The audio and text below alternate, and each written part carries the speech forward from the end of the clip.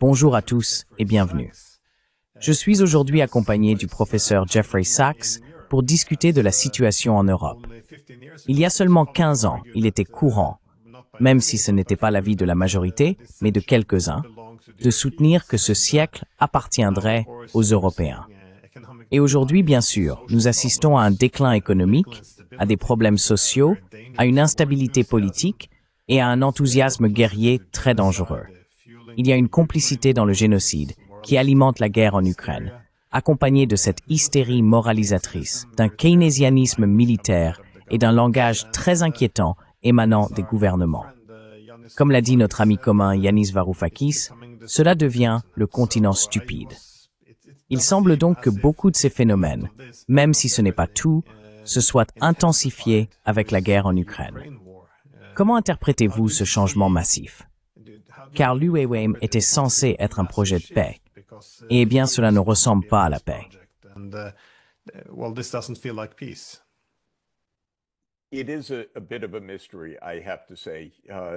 C'est un peu un mystère, je dois l'avouer. Et j'ai entendu beaucoup de théories.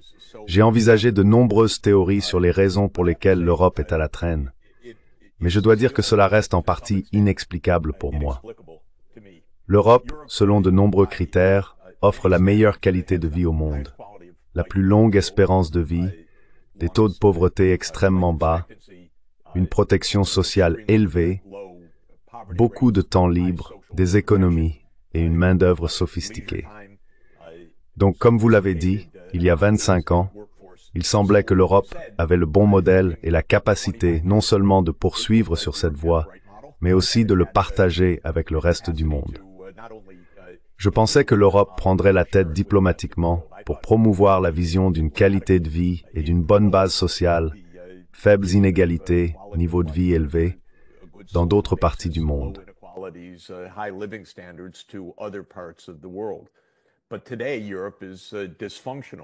Mais aujourd'hui, l'Europe est dysfonctionnelle.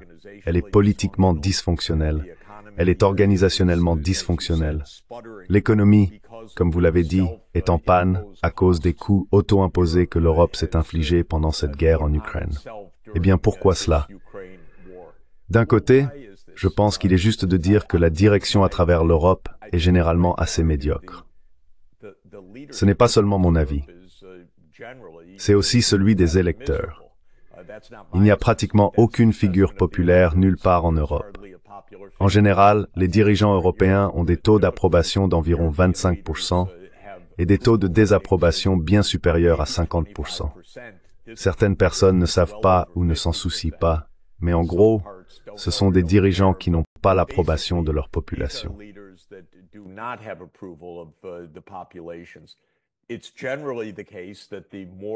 Il est généralement vrai que plus ils ont fait de la surenchère belliciste, moins ils ont d'approbation. Ainsi, des dirigeants comme Macron et Starmer, qui ont été à l'avant-garde de la guerre en Ukraine, sont les moins populaires de tous. Les populations disent « Nous voulons la paix, nous voulons la diplomatie, nous ne voulons pas la guerre, nous ne voulons pas de ces régimes de sanctions qui ne font que se retourner contre nous. » Mais les dirigeants persistent. Non seulement ils persistent, mais ils le font de manière obsessionnelle. J'ai l'impression que le principal travail d'un dirigeant européen de nos jours est de rencontrer Zelensky. Rencontrer Zelensky le matin, rencontrer Zelensky l'après-midi, prendre l'avion quelque part pour rencontrer Zelensky le soir, aller dans une autre ville, rencontrer encore Zelensky. On dirait qu'ils n'ont pas de vrai travail. It seems they don't have day jobs. This is their almost sole activity. C'est presque leur seule activité. D'où cela vient-il? C'est pas, je pense, Glenn, quelque chose qui s'explique à la légère, c'est pas facilement explicable. Certains disent que c'est le grand business de la guerre et que la plupart des pays ont des industries de l'armement qui alimentent cela. Peut-être. Je pense qu'il y a du vrai là-dedans. Je crois qu'une des choses qui est réelle, c'est qu'une grande partie de la politique européenne est en réalité une politique d'État profond, menée par les services de renseignement. Cela aussi était vrai aux États-Unis. La CIA a dirigé la politique étrangère des États-Unis pendant très longtemps, ou du moins on peut dire qu'elle en a été le dépositaire de la politique étrangère soutenue pendant très longtemps.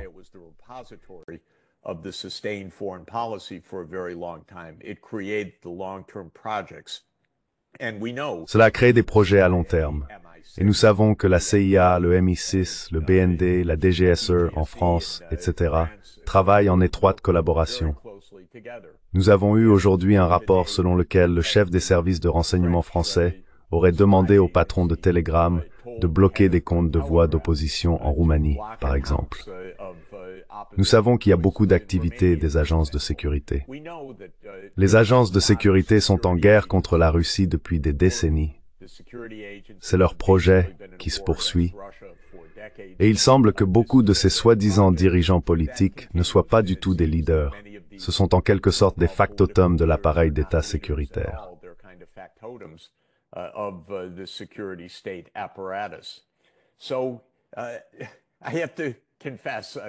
Je dois avouer que je n'ai pas une vision absolument claire.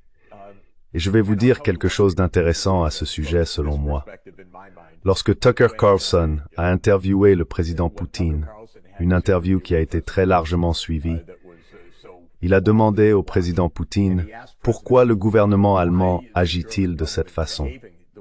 C'est la seule fois où Poutine a répondu « Je ne comprends pas vraiment pourquoi, je ne saisis pas ». Lui non plus n'a pas pu donner d'explication. Mais je dirais, pour résumer, le leadership européen a été misérable, impopulaire et un échec d'un point de vue stratégique. Et cela continue encore aujourd'hui.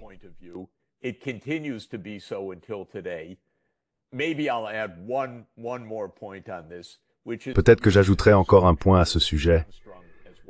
L'Europe est elle aussi structurellement entravée. C'est évident. Le projet européen est une construction de fortune où l'Europe reste essentiellement composée de 27 pays souverains. Et dans la mesure où elle forme une union, c'est une union peu représentative. Elle ne dispose pas d'institutions qui inspirent vraiment confiance. Les dirigeants de la Commission européenne ne suscitent pas beaucoup de respect, ni ne le méritent à mon avis, pour la plupart. Tout cela pour dire que l'Europe est perdue en ce moment. Le bellicisme est autodestructeur et dangereux, il est obsessionnel, c'est un échec. Il est un peu difficile de dire exactement pourquoi. Eh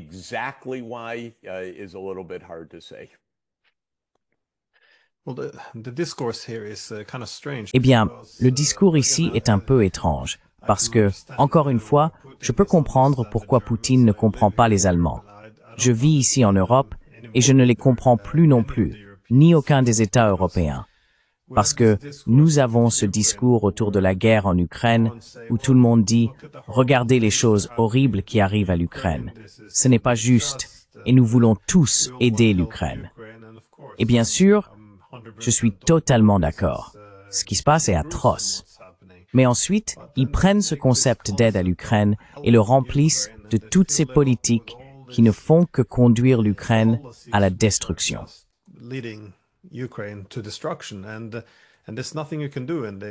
Et il n'y a rien que vous puissiez faire à ce sujet. Ils en arrivent ainsi à ces conclusions, selon lesquelles les armes sont la voie vers la paix, et la diplomatie et les négociations sont considérées comme de la trahison. Il semble complètement hors de propos que la majorité des Ukrainiens souhaitent des négociations. Si vous en parlez, ils vous répondront « Eh bien, c'est de la propagande de Poutine ». Alors, comment contrer cet argument lorsqu'on vous demande « Pourquoi l'Ukraine ne devrait-elle pas se défendre? Pourquoi ne devrions-nous pas soutenir l'Ukraine ?» Comment abordez-vous cela? Parce que c'est toujours à cela que tout finit par se résumer, on dirait.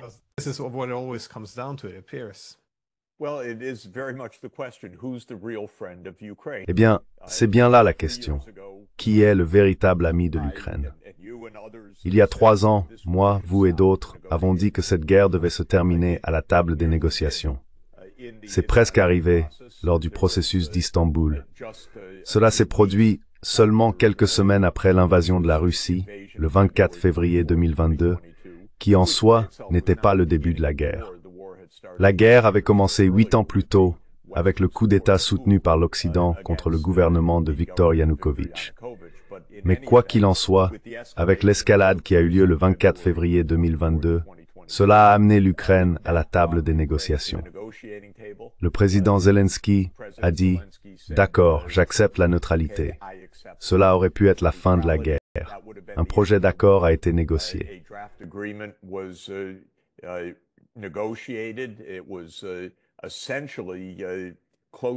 C'était essentiellement presque terminé. Il restait des questions à débattre, mais c'est justement le but des négociations. Et nous avons le projet d'accord du 15 avril 2022. Nous savons maintenant, grâce à de très nombreuses sources, et à ce moment-là, je me suis également rendu à Ankara pour entendre directement les médiateurs turcs sur ce qui s'était passé, que l'Ukraine s'est retirée de la table à la demande des États-Unis et du Royaume-Uni, qui leur ont dit « continuez à vous battre ». À ce moment-là, j'ai dit « c'est terrible. Qu'est-ce qui peut bien sortir de cela ?» J'ai organisé une réunion avec de nombreux analystes qui ont conclu qu'il fallait une paix basée essentiellement sur les termes déjà identifiés lors du processus d'Istanbul. On nous a traités d'apologistes de Poutine, on nous a traités de haineux de l'Ukraine, d'ennemis de l'Ukraine. C'était exactement le contraire. Il s'agissait de sauver l'Ukraine de nouvelles pertes territoriales, de destructions dévastatrices et de morts massives. C'était pour cela. Et en fait, qu'est-il arrivé depuis avril 2022? Rien ne s'est bien passé pour l'Ukraine pendant cette période. L'Ukraine a probablement perdu bien plus d'1 million de personnes, mortes ou gravement blessées dans cette situation militaire désastreuse.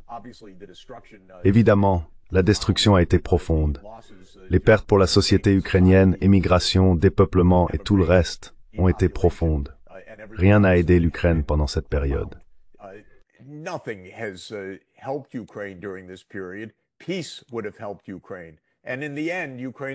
La paix aurait aidé l'Ukraine. Et au final, l'Ukraine va perdre beaucoup plus de territoire qu'elle n'en aurait perdu, selon le processus d'Istanbul d'avril 2022. Et si la guerre avait été évitée auparavant, simplement parce que l'OTAN aurait déclaré qu'elle ne comptait pas s'élargir pour inclure l'Ukraine, ce qui aurait rendu toute la guerre inutile, aurait permis d'éviter toute la guerre, l'Ukraine n'aurait pratiquement rien perdu de son territoire. Si l'on remonte à février 2014, lorsque l'Occident est intervenu dans un coup d'État, ce qui fut un acte effronté, provocateur, typique et stupide de l'appareil de sécurité américain, avec des alliés dans les services de sécurité partout en Europe. Alors, qui est l'ami de l'Ukraine?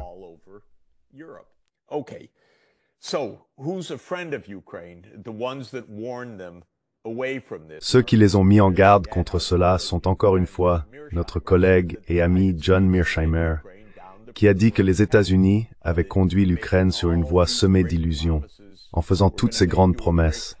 Nous allons faire de vous une grande puissance, et ainsi de suite.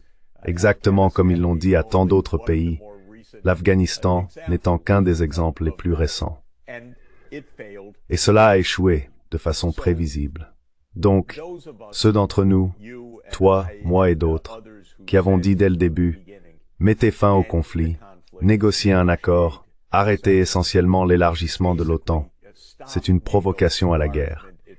Il ne peut pas y avoir de paix si les États-Unis soufflent dans le cou de la Russie et proposent d'installer leurs bases militaires et leurs systèmes de missiles à la frontière russe. Un peu de bon sens aurait été le meilleur allié de l'Ukraine.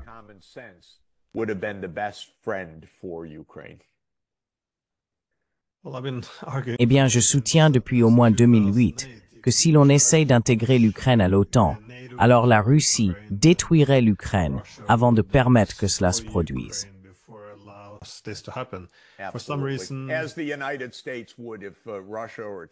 Comme le feraient les États-Unis si la Russie ou la Chine s'approchaient de près du territoire américain, des côtes avec des bases militaires. Bon sang.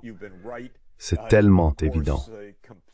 Glenn, tu as eu raison, bien sûr, totalement raison à partir de ce moment-là, et pourtant cela a été un projet implacable.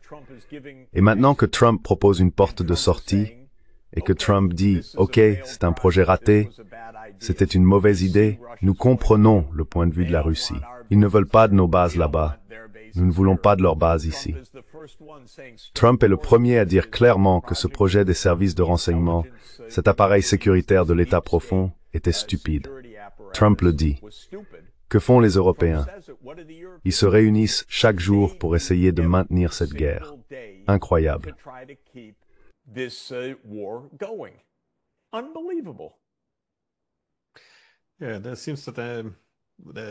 Oui, il semble que la soi-disant diplomatie menée actuellement du côté des Européens ait pour principal objectif d'essayer de ramener l'Amérique dans la guerre.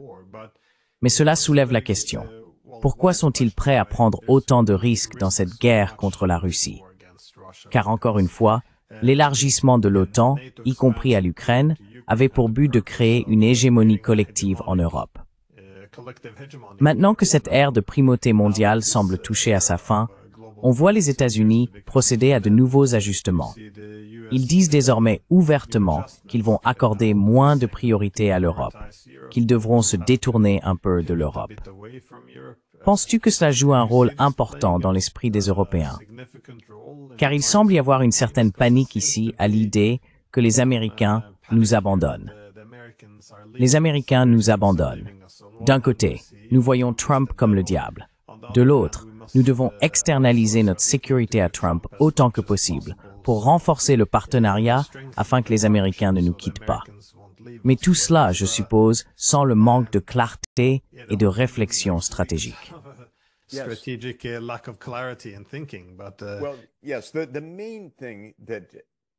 Eh bien oui. Ce que l'État profond américain comme l'État profond européen ont rejeté, oublié ou refusent obstinément de voir, c'est qu'il existe une alternative au fait que l'OTAN soit en Ukraine ou que la Russie domine l'Ukraine. Cela s'appelle la neutralité. Cela s'appelle un État tampon. Et cet arrangement remonte à plusieurs milliers d'années. Tout au long de l'histoire humaine, lorsqu'il y a de grands empires ou de grandes puissances en concurrence, on laisse un territoire entre les deux qui ne souffre pas de ce conflit. Cela empêche simplement les deux camps de s'affronter directement. Et il n'y a rien d'ignominieux dans la neutralité. C'est une politique très intelligente qui a extrêmement bien fonctionné pour la Suède et la Finlande, pour l'Ukraine, tant qu'elle a pu rester neutre, pour l'Autriche, pour la Suisse. Ce ne sont pas des endroits désespérés dans le monde. Ce sont les endroits les plus prospères du monde.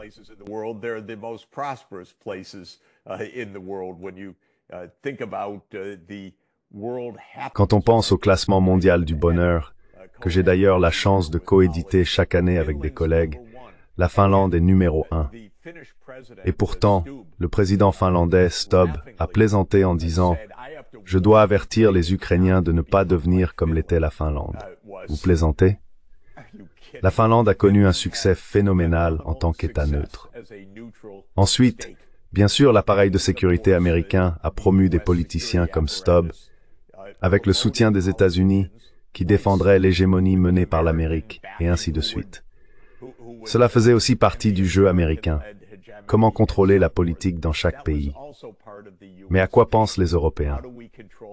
Pourquoi aucun dirigeant ne peut-il simplement se lever et dire clairement « Vous savez, il serait plus intelligent que l'Ukraine soit neutre. Ni russe, ni OTAN, juste neutre. » Ce n'est pas la pire chose au monde, mais la meilleure pour tout le monde, car cela tiendrait les guerres éloignées de nous. Maintenant, l'Europe est en plein désarroi.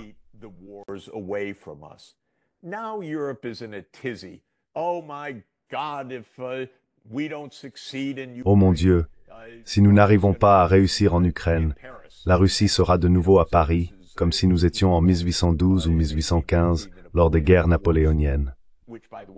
D'ailleurs, pendant ces guerres, c'est l'Europe qui a envahi la Russie, et non l'inverse, ce qu'il faudrait continuer à rappeler.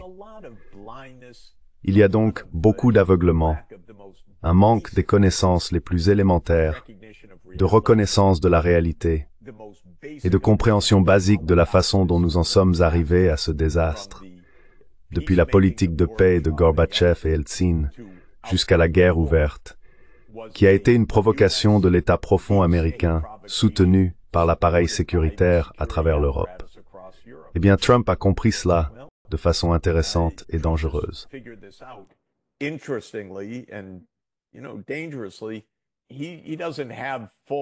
Il n'a pas toute la liberté de parole aux États-Unis parce que l'État profond américain, de nombreux néoconservateurs, de nombreux partisans de la ligne dure continuent aux États-Unis d'essayer de pousser à la guerre et courent en Europe en disant « Ramenons Trump à la raison pour poursuivre la guerre contre la Russie ». Et c'est en partie ce qui se joue en ce moment. Une partie de l'illusion européenne consiste à penser « Nous pouvons ramener les États-Unis à une politique belliciste ». Il se peut que certains éléments de l'appareil de sécurité américain travaillent main dans la main avec les Européens. Nous savons qu'une partie de l'équipe de Trump, le général Kellogg, Mike Waltz, d'autres partisans de la ligne dure, disent aux Européens « Oui, obtenons nos conditions, le président suivra, et ainsi de suite. »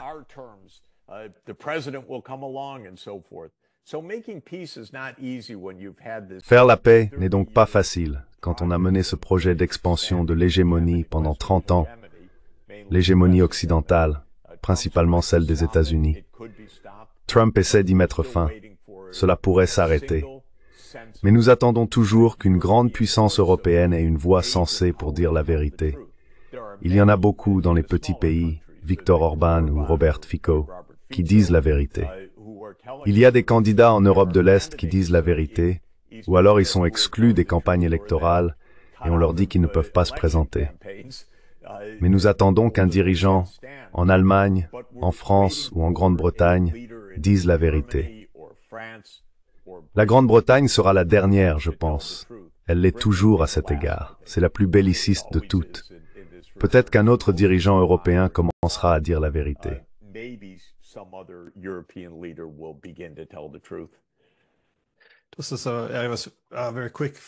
C'est une toute dernière question très rapide. Voyez-vous un moyen d'inverser tout cela? Parce que l'Europe était censée développer tout, des énergies vertes au leadership économique. Maintenant, nous avons le keynésianisme militaire. Nous devions être le modèle de la démocratie. Aujourd'hui, nous éliminons l'opposition politique, en France, en Allemagne, en Roumanie. Et bien sûr, nous reconnaissions autrefois que la sécurité exigeait d'évaluer les préoccupations sécuritaires de nos adversaires, qu'il s'agisse des Chinois, des Iraniens, des Russes. Mais aujourd'hui, la sécurité signifie au contraire combattre la plus grande puissance nucléaire du monde. Voyez-vous une issue à cela? Que faudrait-il? Je sais que c'est une grande question, mais... Eh bien, non, non, non.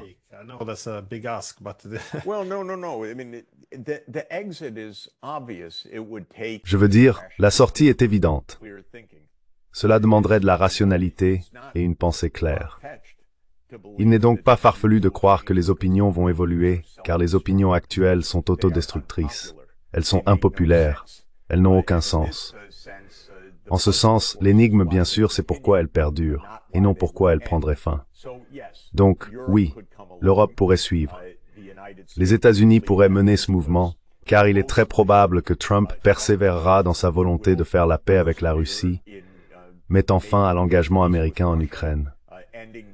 Et dans les faits, cela signifierait la fin de toute possibilité pour l'Ukraine de poursuivre cette guerre, peu importe ce que disent les va-t-en-guerre en Europe.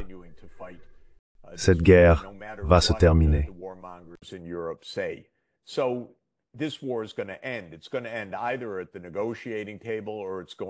Cela se terminera soit à la table des négociations, soit par la défaite de l'Ukraine face à la Russie. Mais cela ne se terminera pas comme Starmer, Macron, Scholz et d'autres le présentent, à savoir que la Russie sera vaincue. Donc en ce sens, il y aura une nouvelle forme de réalisme. L'Europe peut-elle dépasser ce simple constat et réellement mieux comprendre sa situation stratégique? Pourrait-elle comprendre qu'au lieu de dépenser 800 milliards de dollars dans ce qu'on appelle le réarmement, elle devrait acheter un billet d'avion, se rendre à Moscou et entamer des négociations et une démarche diplomatique? Ou, si elle ne veut pas acheter de billets d'avion, inviter les dirigeants russes à les rencontrer ailleurs?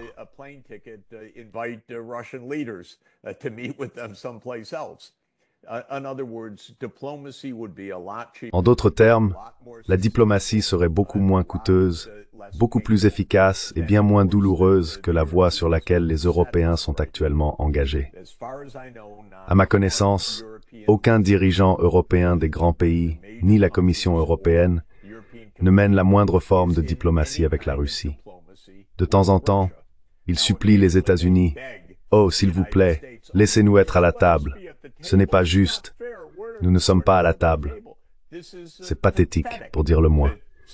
Si l'Europe veut négocier avec la Russie, décrochez un téléphone, organisez une réunion Zoom, prenez l'avion pour Moscou, ou invitez le ministre des Affaires étrangères Lavrov à une rencontre quelque part. Pour l'amour du ciel, ne suppliez pas les États-Unis. Faites preuve de diplomatie ouverte. Donc oui, il est bien sûr possible que l'Europe change.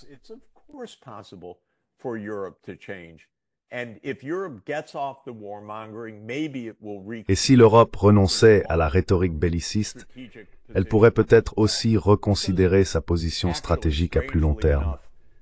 Car en réalité, aussi étrange que cela puisse paraître, je crois en une Europe efficace, davantage d'Europe si elle est efficace, si elle représente les véritables intérêts de la population européenne. À une époque dominée par les grandes puissances, les États-Unis, la Russie, la Chine, l'Inde, et ainsi de suite, l'Europe doit être présente, non pas comme 27 États querelleurs, belliqueux et va-t-en-guerre, mais comme l'Europe. Ce serait très bénéfique pour l'Europe. Mais dans la situation actuelle, malheureusement, la Commission n'est ni efficace, ni représentative, ni au service des intérêts européens. Il faut donc une réforme plus fondamentale. Mais à court terme, il faut la paix.